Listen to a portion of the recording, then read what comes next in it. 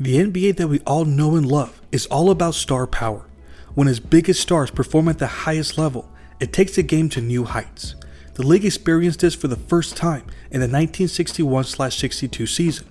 This is where its greatest legends played at a level it never saw before. They were all fighting for the title of the greatest player in the world, and it was a battle for the ages. We're going to take a look at the top 5 players for the MVP, and you'll be shocked at some of the things they were doing. Those players include Jerry West, Elgin Baylor, Oscar Robertson, Wilt Chamberlain, and Bill Russell. We're going to start with the logo himself, Jerry West.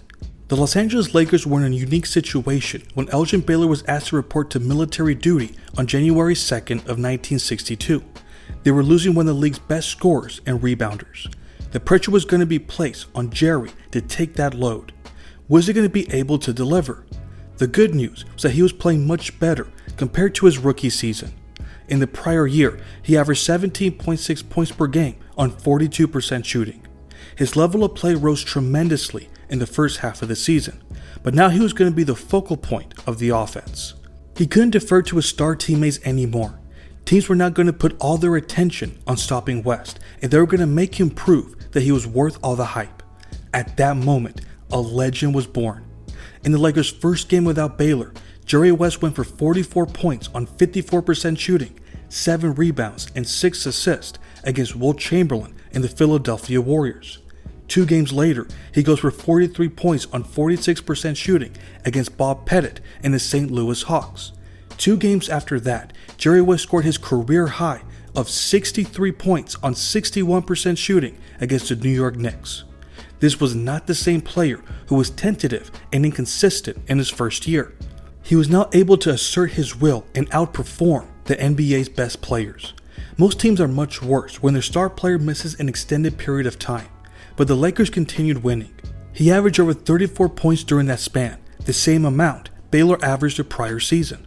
The Lakers quickly realized that they had 2 of the 5 best players in the league who were in the prime of their careers. The future of this team was starting to look very bright. This is what he averaged for the season: 30.8 points on 45% shooting, 7.9 rebounds, and 5.4 assists per game. It's no wonder that he finished 5th in MVP voting. We move on to his teammate, Elgin Baylor. He had one of the most unique seasons ever. He served on active duty in the Army and was stationed at Fort Lewis, Washington as a reservist. He was one of the few celebrities and famous athletes who were used as a recruiting model. Elgin was allowed to play the first half of the season thanks to a postponement that was granted to him. He didn't have to report for duty until January 2nd. So he took that time that was given to him and he balled out. He went on to average the most points by any player not named Wilt Chamberlain. But there is a clear difference between the way Wilt would score and Elgin. You could say that was just as revolutionary and impactful. For example, this is what Bob Ryan wrote about his style of play for the Boston Herald. The simple truth is that Elgin Baylor was the most influential basketball player of the past 60 years. He took a game that had been horizontal and only a wee bit vertical and made it both diagonal and a whole lot more vertical. Elgin Baylor revolutionized individual offense. There is basketball BE before Elgin and AE after Elgin. Never forget it. End of quote. Time was ticking before he would leave his team at such a crucial time of the season. In December, he wanted to have one of the most legendary stretches of basketball. He averaged an insane 41.3 points per game during that month. There's one game against the Warriors when he had 63 points, 31 rebounds, and 7 assists. He was the only player who was capable of going toe-to-toe with the great Wilt Chamberlain. But that's not all. There were also 4 games where he scored over 50 points. That includes the legendary stat line he recorded against the St. Louis Hawks. He had 52 points on 44% shooting, 25 rebounds, and 10 assists. It's one of the most unique triple-doubles that you'll ever come across. Oh, I almost forgot. He was coming off a 52-point performance against this very team. Thanks to his extraordinary play, the Lakers went 15-5 during that span, and they had the most wins out of any team. He left the Lakers in great shape by the time he left to report for duty. But what makes this season even more legendary is that he refused to give up until his mission was completed. he was going to find a way to keep the momentum going and help his team get ready for the playoffs. He explained what he would do according to the Boston Globe. I would get a weekend pass that began at midnight Friday and I had to be back at midnight Sunday. I'd take the red-eye Friday to wherever the team was. End of quote. Keep in mind that Baylor would be out for weeks at a time, play a game or two, and then he would return to where he was stationed. He only played 6 games during his time as a weekend warrior. Amazingly, the Lakers won each of those games. Baylor averaged 38.8 points on 45% shooting and 22.3 rebounds per game during that span. He maintained the same level of play despite the unique circumstances that he was in. When he was on the roster, the Lakers had a 77 win percentage, and it makes you wonder how dominant they would have been if he had played all year long. This proves that he wasn't just posting great individual numbers, but he was also helping his team win. Now let's take a look at his overall averages for the season. 38.3 points on 43% shooting, 18.6 rebounds, and 4.6 assists per game. That is the highest scoring average by any player not named Wilt Chamberlain. He finished 4th in MVP voting. We're not just looking at the regular season, but also what they did in the playoffs. The Lakers star duo was playing out of their minds. In the division finals against the Detroit Pistons, they both averaged over 30 points per game. In Game 2, you had Jerry West torching the defense with 40 points on 47% shooting. Then in Game 4, they both exploded for over 40 points. They knew that they needed to play at this level if they wanted to beat the 4-time defending champions, the Boston Celtics. They came as close as you can get. You simply won't find another duo that averaged this stat line in the finals and against a top defensive team. This was a series where Jerry West started his reputation as one of the league's greatest clutch performers. In Game 2, he went to the Boston Garden and scored 40 points on 57% shooting. They were able to steal a victory behind his strong play. But in Game 3, he had one of his most iconic moments. He scored 4 straight points to tie the game at 115 apiece. In the next play, he stole the inbounding pass and scored the buzzer-beating layup. The crowd went crazy. The opportunity to defeat this team seemed very real. But now it was his teammates' turn to make history. In Game 5, he had what many consider the greatest performance in NBA Finals history. He scored a record 61 points on 48% shooting and 22 rebounds. Let's keep in mind that this is the only time that a player has scored over 60 points in the finals. But to also grab over 20 rebounds truly puts his performance on another level. To put this in perspective, there have only been 4 players who recorded over 60 points and 20 rebounds in a game. The other 3 players are Wilt, Shaq, and Luka. However, they've only done it in the regular season. No one has ever done it in the playoffs, let alone in a critical finals game. This game is the ultimate example of his all-around excellence. They were able to take a 3-2 series lead. However, the Celtics were able to force a Game 7. Elgin and Jerry did their job as they combined to score 76 points. They came up big once again, and they had one chance to win the title in the final moments. With 7 seconds left, the Lakers made the crucial error of not giving the ball to either of their star duo. Instead, the championship fell into the hands of Frank Selby, and he missed. The game went to overtime, and they couldn't hold on. This was the beginning of the greatest rivalry of the NBA, and the performances of those 2 players played a major role. But there was a player in the Midwest who revolutionized the point guard position, and that was Oscar Robertson. There are only a handful of seasons that have been immortalized, that no matter how many years have passed, will always bring up what that player accomplished. The 1962 season of Oscar Robertson is one of those examples that we'll never forget. At the time, no one knew how to accurately describe what he was accomplishing. All they knew was that they'd never seen a player excel at so many facets of the game. He had a total of 41 triple-doubles. Only Russell Westbrook was able to surpass that number 55 years later. It's true, Oscar benefited greatly from the era in which he was playing.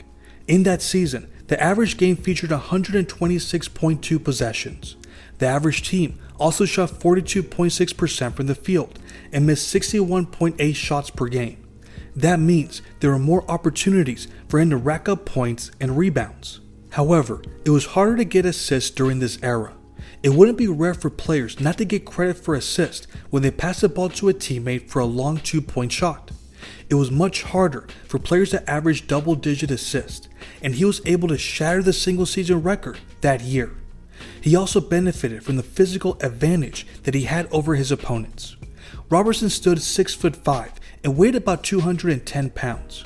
That would be too much for most point guards in today's league to defend, let alone in 1962. He used his size to back smaller players down until he eventually got to his favorite spot on the floor.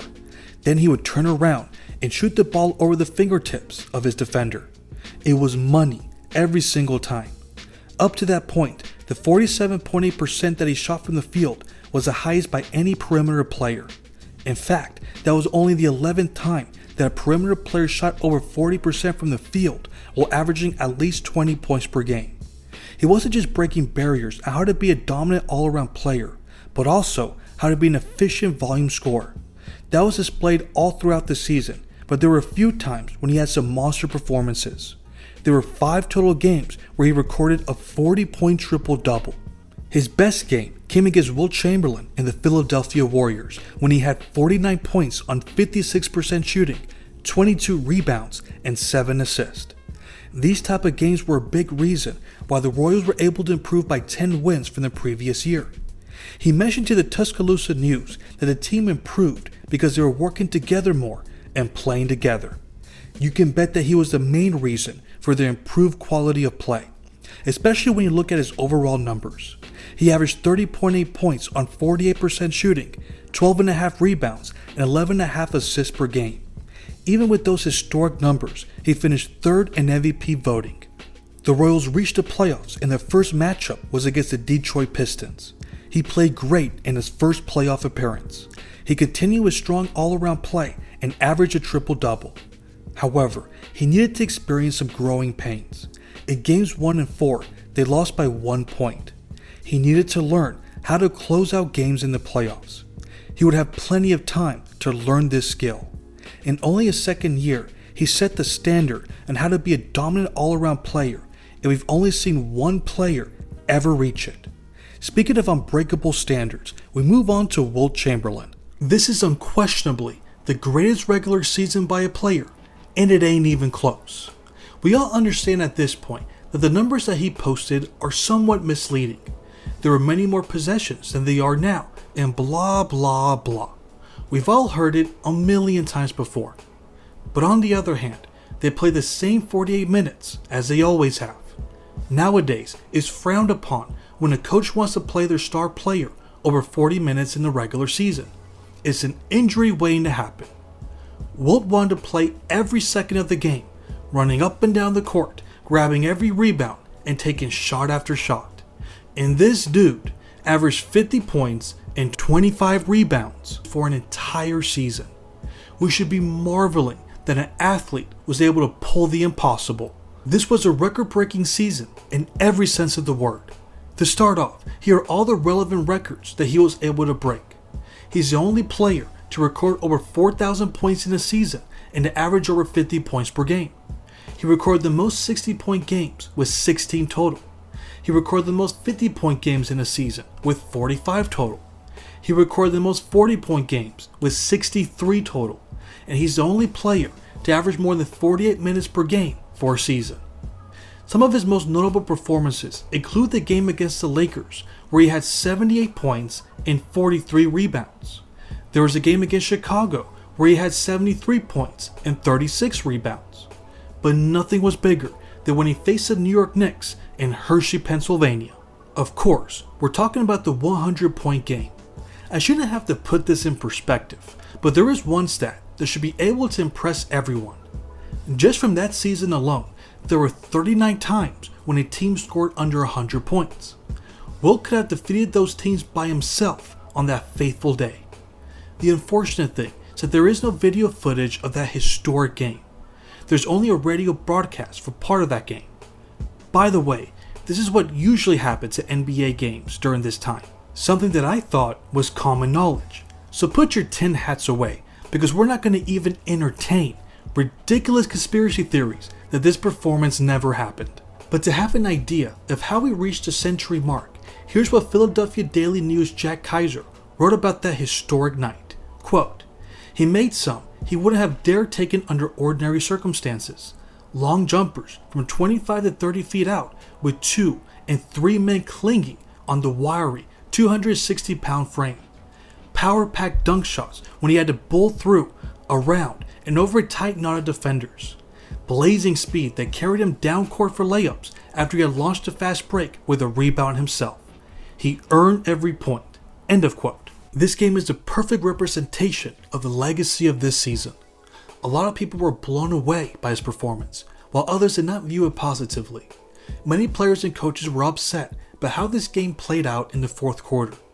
The Knicks players were fouling other players to keep the ball away from Wilt, and they also tried to run out the clock. The Warriors responded by fouling them to get the ball back. It was obvious that they were trying to help their teammate reach 100 points, which is to be expected. This is something that happens all the time when a player threatens to score over 70 points. It no longer becomes a normal game. It's all about seeing how much that player can score. But that's nothing compared to the all-time snub that he suffered. The players of the league made the incredibly stupid decision of awarding the MVP to Bill Russell. It's obvious that they were not fans of this level of selfishness. It's the only way I can explain the reason why they chose Russell. If the team had wildly underachieved, I could kind of understand snubbing him. However, the Warriors won 61% of their games. Guess what? That's a 50-win season if they had played 82 games. That's more than enough for him to win the MVP by a landslide. Maybe they had grown numb to the record-breaking numbers. Who on earth knows? What he needed to do now was win the title. It's the only reasonable expectation after the type of season he had. In the playoffs, they had to face a familiar foe. For the third straight year, they faced the Nationals in the semifinals. The series was pushed to the deciding 5th game, and that is when Wilt had his greatest playoff performance. He recorded his playoff career high of 56 points and 35 rebounds. He was clutch, he was aggressive, is what the sports world was waiting to see in a moment like this. This surely gave him and his team all the confidence in the world to defeat the mighty Celtics. It was a classic series where each team traded off victories. For the Warriors' first 2 wins, Wilt recorded over 40 points and 30 rebounds. In the 7th game, it was one of the most entertaining finishes that the league had seen. It was a total team effort by the Warriors. The rookie, Thomas Sherry, led the way with 32 points. That was huge, considering that Bill Russell did a great job of limiting Chamberlain to 22 points on 15 shot attempts. However, the New York Times lauded Wilt's performance by saying he was outstanding on rebounds, blocking shots, and setting up plays. That was almost enough to defeat this team. But they got their hearts broken when Sam Jones made this incredible shot over Wilt with 2 seconds left. It was a bitter way to end such a historic season. He was learning the hard way that a great team will always defeat a great player. Now we discuss the MVP, Bill Russell. This was his league, and he taught everyone how to be the leader of a historically dominant team. The Boston Celtics became the first team to win 60 games in a season. But it wasn't just the number of wins that impressed everyone, but the way they dominated the entire league. They had a 9.24 margin of victory, which is currently the 20th highest for a single season. Nobody was safe from getting demolished by this all-time great team. For example, there were 5 games where the 49-31 Philadelphia Warriors lost by double digits. That includes 1 game where they lost by 51 points. And yes, Wilt Chamberlain was present for this embarrassing loss. Then the 54-26 Lakers lost by double digits in 6 different games. As far as Oscar Robertson's Cincinnati Royals team, there were 2 games where they lost by over 20 points. Think about how impressive all of that was. We've discussed how great his competition was in detail throughout this video. The race for the MVP was truly historic. But let's get one thing straight. It wouldn't be 100% accurate to say that the Celtics were dominant just because they had a team full of stars. The fact is that they didn't have a single player who was a top 10 scorer. What separated them from the rest of the league was their defense. Who do you think gets the most credit for that? Here's an idea of how dominant they were defensively. The Philadelphia Warriors averaged 125.4 points per game, which was the highest mark in the league. But on February 24th, the Celtics completely shut down this high-power offense. The Celtics contained Wilt to 26 points, and the team as a whole only scored 86 points. They held Philadelphia to just 68% of their usual total. This was the primary reason why they were a level above everyone else. It was as the coach of the Lakers said to Sports Illustrated, "There is still no one on the horizon who can counteract the things Bill Russell can do to you. The Celtics will be strong until they lose him." End of quote. For the majority of the players in the league, Bill Russell's defense was more valuable than Wilt's offense.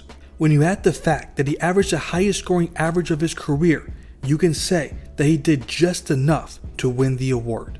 For this season, he averaged 18.9 points on 46% shooting, 23.6 rebounds, and 4.5 assists per game. All I can say is that his defensive play must have been beyond belief for him to impress his peers over what Wilt did that season. But when I really think about it, this particular MVP campaign is a perfect personification of Russell. While everyone else was taking advantage of the state of the league to produce insane numbers, Russell was lifting his team to the greatest season ever up to that point. It's what has always separated him from everyone else. But let's be honest, he's not known for the regular season. He always makes his mark in the playoffs. When he faced his arch rival, he had back-to-back 30-30 games. In the crucial Game 5 matchup, he held Wilt to 30 points on 41% shooting.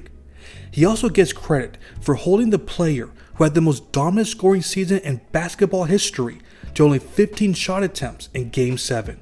He made sure that anyone but Wilt was going to win that game. As great as that was, there's no question that the greatest moment of his playoff career came in the finals. He lived up to the moment and he was dominant in every sense of the word.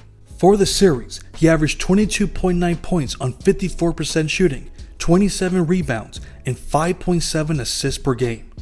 After Elgin's 61-point game in Game 5, it was Russell who assured there wasn't going to be a celebration in LA.